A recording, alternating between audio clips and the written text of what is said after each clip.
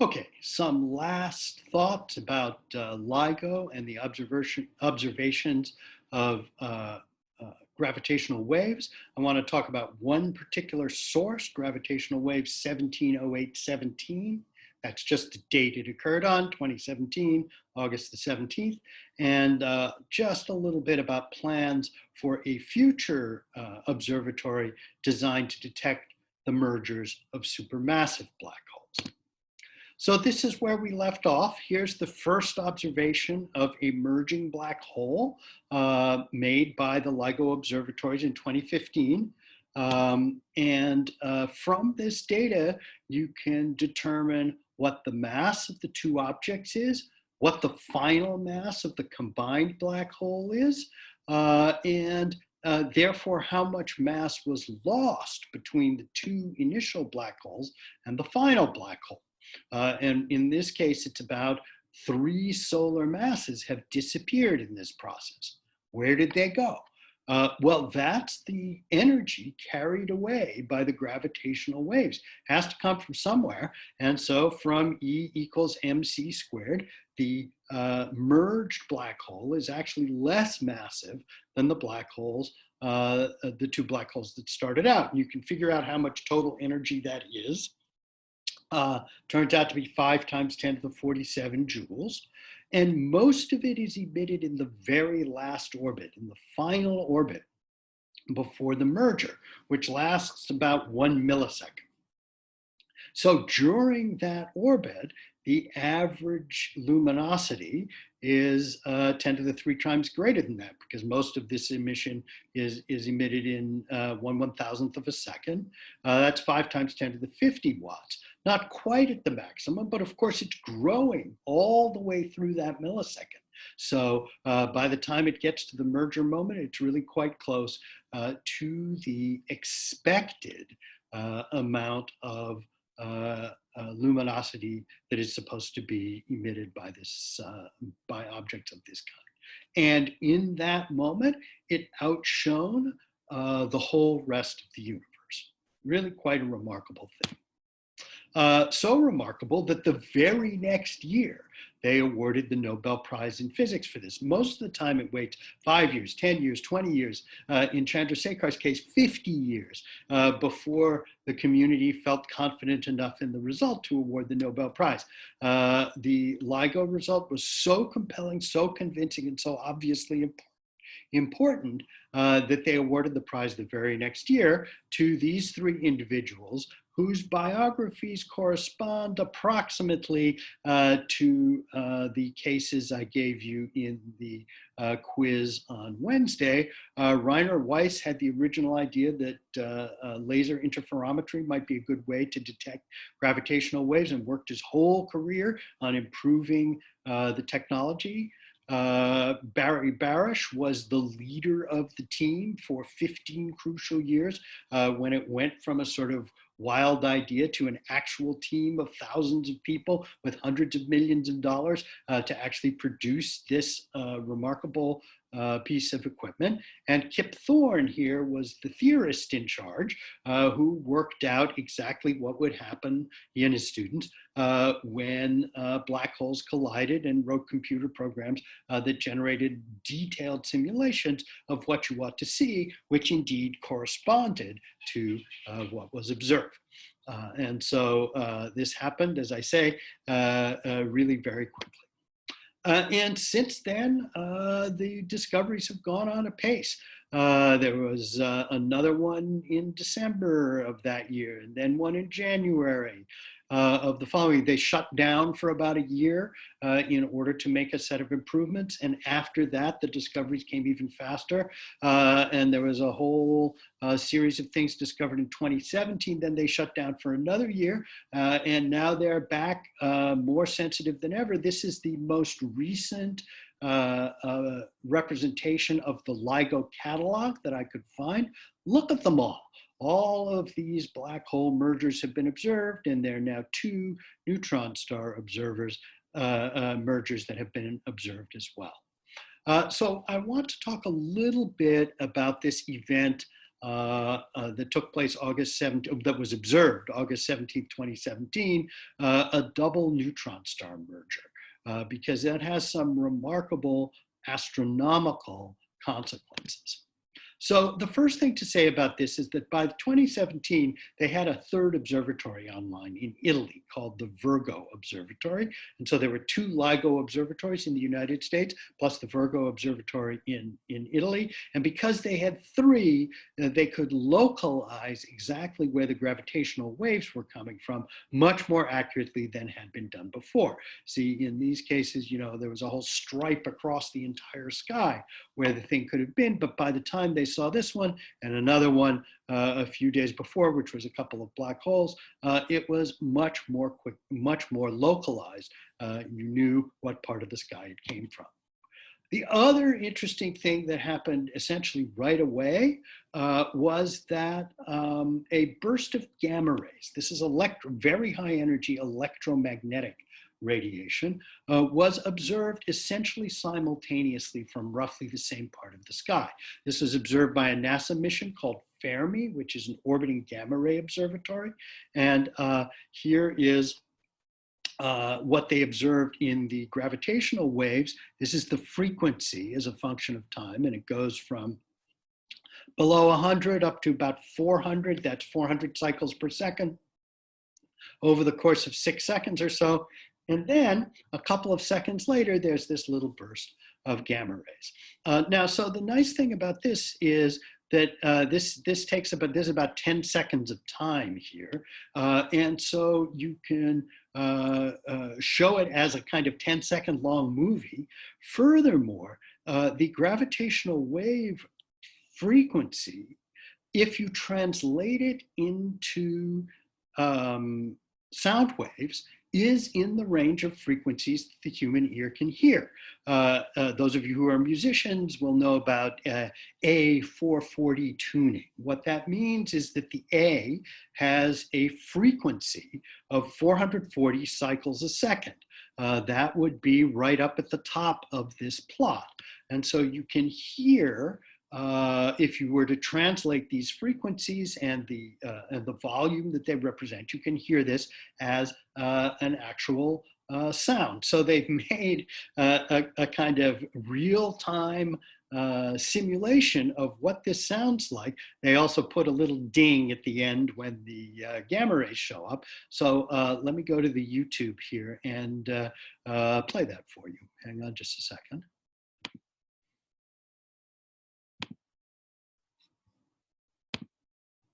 All right, see what we can do. So here is the LIGO and the Fermi results. Let me move myself over. Go.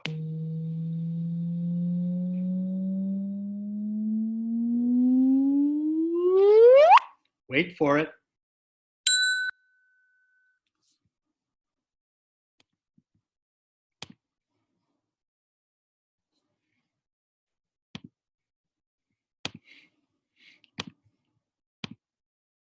I think that's kind of cool, the way you can translate this into sound. And this is an astronomical observation that you can actually hear in real time. So this has a lot of consequences. First of all, as I said, you observe this burst of gamma rays at almost precisely the same time, 2 seconds after the peak of the gravitational waves. Another thing that was quickly discovered is that there was optical light coming from this thing as well. Since they knew where it was in the sky, they looked with telescopes, ordinary optical telescopes. A day later, here's a little galaxy in that same part of the sky. And when they looked 1 day later on August the 18th, they saw an additional source that hadn't been there before in the outskirts of this galaxy. So they could see optical light as well as gamma rays. In fact, they could see electromagnetic radiation in every possible wavelength: radio, infrared, ultraviolet, X-rays, gamma rays. And in the very first week when this was announced, 85 different papers were published about observations and interpreting interpretations of this object. And when they finally put all the data together in one paper, that paper had over 4,000 authors. Essentially, every major observatory in space, on the ground, observed this particular object. So what was it? Why was this so interesting? Why was everybody so excited about it? First of all, the gravitational waves themselves indicated that the masses of these things were appropriate masses for two neutron stars, between about 1.2 and 1.6 times the mass of the sun. Bursts of gamma rays, short second-long bursts of gamma rays, had been previously observed. This was a known phenomenon, and it had already been suggested that these were created by neutron star mergers. And the idea was that these things would merge together, and they would, for a brief amount of time, create a black hole in the middle with an accretion disk of neutron matter around it. And as that neutron matter sort of spiraled into the black hole, an enormous jet of gamma rays would be emitted from the poles, sort of analogous to the radio waves that are emitted in X-ray binaries. So this was already a theory out there. And of course, now that the gravitational waves indicated two neutron stars were playing a role here, this confirmed what people had already suggested the short gamma ray bursts were. On the physics side, what this demonstrates is that gravity waves really do travel at the same speed as light. Einstein predicted this from the basic theory in 1916. And here we have an object which turns out to be 130 million light years away. We could tell because we know what galaxy it came from, and there are various ways you can measure the distances to galaxies. And it emits gamma rays and gravitational waves, and those arrive within 2 seconds of each other, which means that the gravity waves and the gamma rays are moving at the same speed to within 2 seconds divided by 130 million years. They've traveled for 130 million years. They arrive within 2 seconds of each other. These are things that are going at the same speed. So this is a dramatic confirmation of one of the original predictions of Einstein as he thought up general relativity. Now, they don't arrive at precisely the same time. There is this 2-second delay. It's actually around 1.7 seconds. And this, again, was already predicted because it takes a little while for the black hole to form and the disk around it to start to accrete. And in so doing, generate this beam of gamma rays. So that too was understood from predictions that had already been made about what these kinds of things might look like. The ultraviolet, optical, and infrared light in this system, which was tracked very carefully, comes from material that starts out in this disk, but doesn't make it onto the black hole and gets spun out because of the centrifugal force instead. There's so much energy around that all of this material can actually build up to heavy elements, heavier than iron. You'll remember the problem with elements heavier than iron is that they generate energy when they split apart. So to create them from lighter elements, you have to put energy in. But there's a huge amount of energy floating around in this event. And so this is how you create the heavy elements, the transferic elements, the elements heavier than iron. There's predictions of how much of what kind of elements. In this particular case, there's a lot of neutron-rich elements. Remember, this is made out of 2 neutron stars. Some of the neutrons turn back into protons and electrons, but there's a lot of neutrons floating around the place. So you tend to make neutron-rich isotopes of elements. These are radioactive, and the radioactive decay shows up in the X-rays. That's what you observe when you look at this with an X-ray telescope. You observe it over many months as the radioactive decay from neutron-rich isotopes.